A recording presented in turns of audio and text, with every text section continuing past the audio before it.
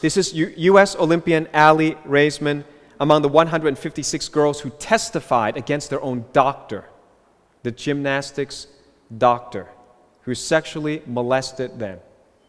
Now, the 156 don't include everybody who's been molested, because at least one had taken her life before the court case. Here's this despicable so-called doctor, Dr. Larry Nassar, abused more than 100 gymnast girls over a period of 30 years. Here's his judge. Judge Rosemarie Aquilina gave him 175 years in prison. I want you to listen to this as the father is listening to the judge giving a sentence to Larry Nassar. And for both of you and your families and everyone, it's very difficult to concentrate, think about anything else. But you have each other, you have your sister, Mr. and Mrs. Margraves. Thank you for being here today. Thank you for letting us hear your voice. Judge, would a distraught father have a chance to say something? Can I have a chance to say something, he says. You son of a bitch. No, we don't want to swear. We don't want to have profanity. I can't imagine the anger and the anxiety and the feeling of wanting retribution. And if you need to say something to help you, I'm more than willing to let you say something. But in a courtroom, we don't use profanity. But if you have some words that you would like to say, I would like to give you the opportunity to say them. I would ask you to, as part of this sentencing, to grant me 5 minutes in a locked room with this demon. He said, give me 5 minutes in a locked room. Would you do that? That is not how Yes or no? No, sir, I can't. Would you give me 1 minute? I want 1 minute. You know that I can't do that. That's not how our legal system. Well, I'm going to have to get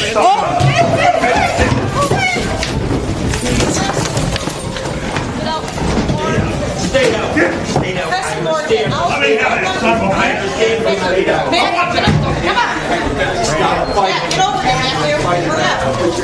over there. I want that son of a bitch. Behind your back. I don't. Give me 1 minute with that pastor. Go ahead. You're good.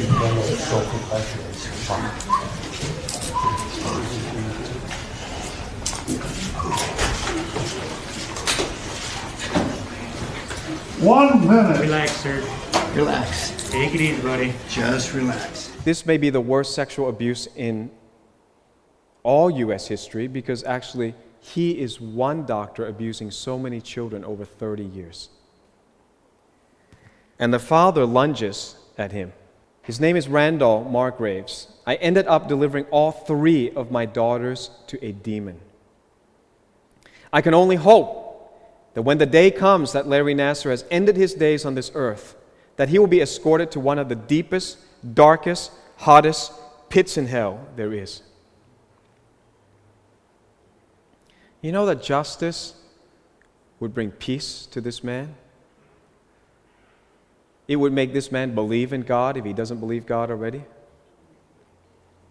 A local tweeted, "If I'm being honest, I think we are all Randall Margraves.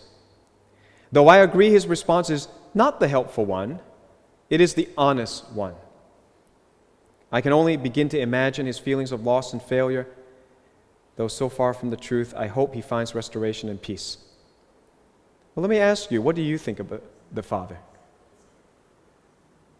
How many of you would be angry at him or punish him for wanting justice for his 3 molested daughters? Anybody against him? Not a single person. You're all for him. You're all for what he did, every single person. Let me ask you, if this is how the father, a local resident, and most normal people feel, why does our legal system fail to allow the father justice?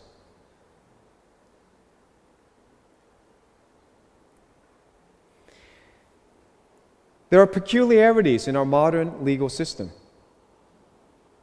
It is not the same as in biblical days, so far from biblical model, and it's not even the same as 200 years ago. Here's some peculiarities of our system. A convicted criminal owes a debt to the state in our system rather than to the victim. So when you're convicted of a crime, you now owe a debt to the state, which in many prisons, it just means you go and do community work, make driver's license plates. So for raping someone, you now go and make license plates because you owe a debt to the government. You see how twisted that is? And there's no such thing as a government. It's a bureaucracy of people. So there are real people that are being hurt, but there's no biblical concept of restitution. Rather, the criminal is punished by the state at the expense of the victims.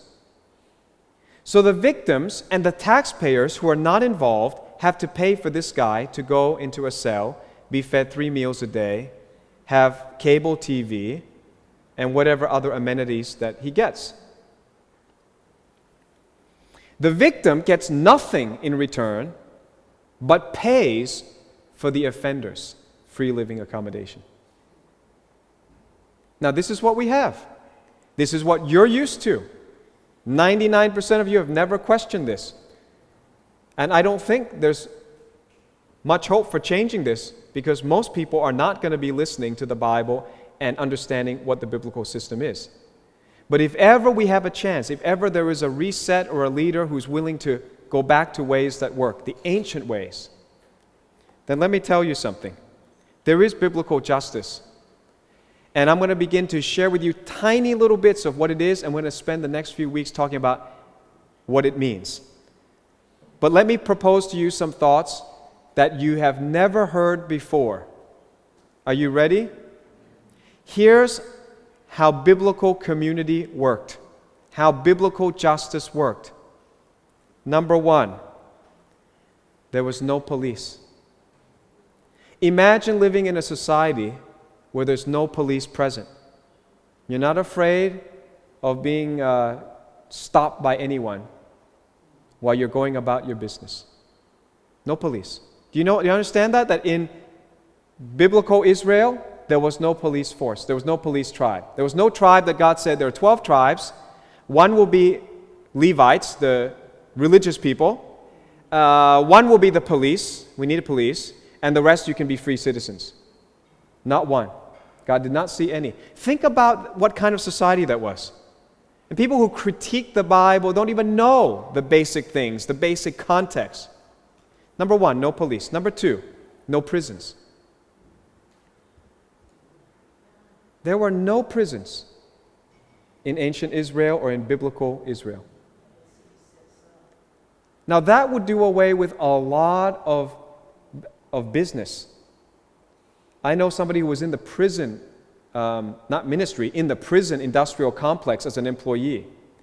And he says the amount of food, the amount of money that rolls through that system, said it's so corrupt and you can't fix it. Because so many people get rich off of the prison system.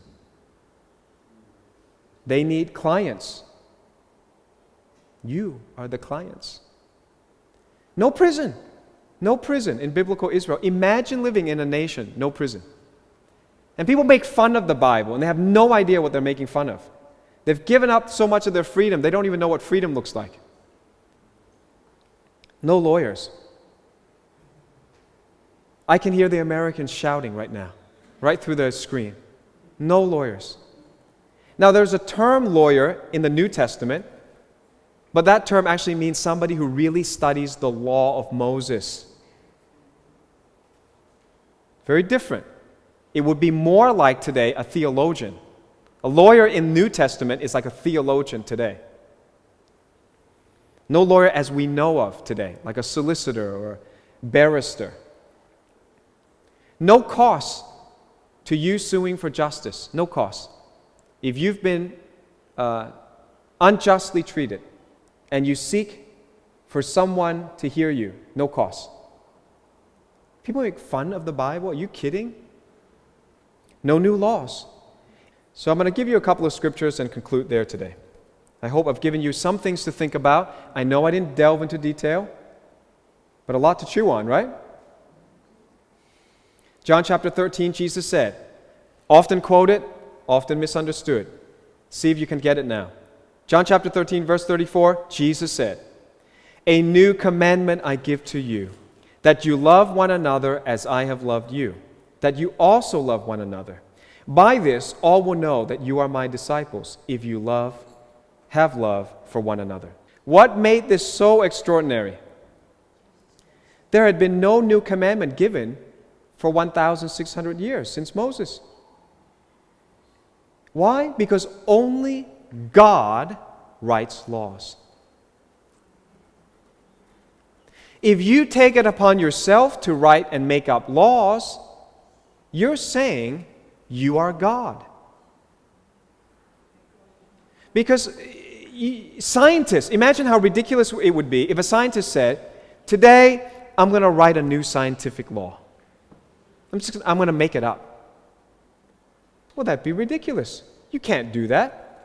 You can't say, "On Wednesday, gravity will be suspended by law of so-and-so physicists. I suspend gravity on Wednesday." New law. You can't. You can't make laws. You can only discover laws. Everybody understood this, who was intelligent, understood this until recently. Now, everybody makes up laws, and we think, wow, they're really productive. We're voting for people to make new laws. New laws means less freedom. New laws mean more power to the politicians all the time. More regulation, more money spent to enforce. More power used against us. Right? So here's an extraordinary thing.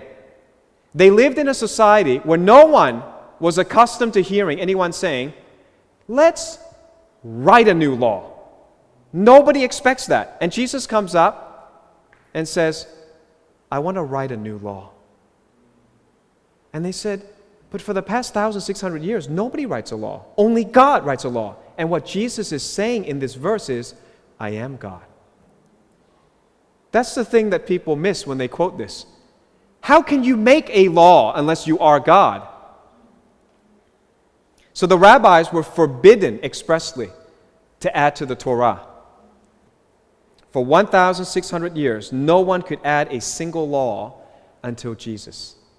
Now, some of you smarty pants would say, "Well, what about the rabbis? They added a bunch of laws. They added this and that, and then there were so many oral laws."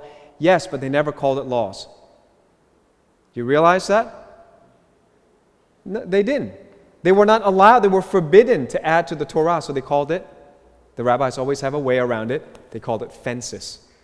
They say, well, there is a law, and we can't add to it, but since the law is so good, why even get near the offense? We'll make an extra fence around the law. So they're just being extra precautious. Get it? So if the Bible says don't light a fire, they create a second fence and say, well, if you press an elevator button on the Sabbath, it could qualify as lighting a fire, in which case you break the law and go to hell. So let's just create a fence, not a law, not a Torah authoritative law, but a fence. You can't use elevators on the Shabbat. So you go to Israel, you can't use elevators. These are extra man-made, rabbi-made laws, or fences, as they say. You get it? It's an extraordinary thing for Jesus to appear and say, I just write a new law. Who has such power? Right, if you'd like to learn about some of the Hebrew roots of our understanding of the Bible, we so desperately need to get into it without falling over into the ditch of the, Yeshua name only and the extremes of the Hebrew roots movement. I'm not part of that either, but I appreciate some of the things that they say. But we have a DVD now called Two Secrets of the Jews from Abraham to Modern Israel. And it was a really fun time. We ministered this in Discover Church. Abraham was shown a secret, Isaiah was shown a secret, and many Jews have forgotten the secret. We're going to keep exploring this theme of how many things the Jews were taught that even they themselves have forgotten, and definitely Christians have forgotten, but we can rediscover them. And that will help us so much in creating revival and getting ready for the last move of God. Can be no final move of God without justice, because the Lord loves righteousness and justice.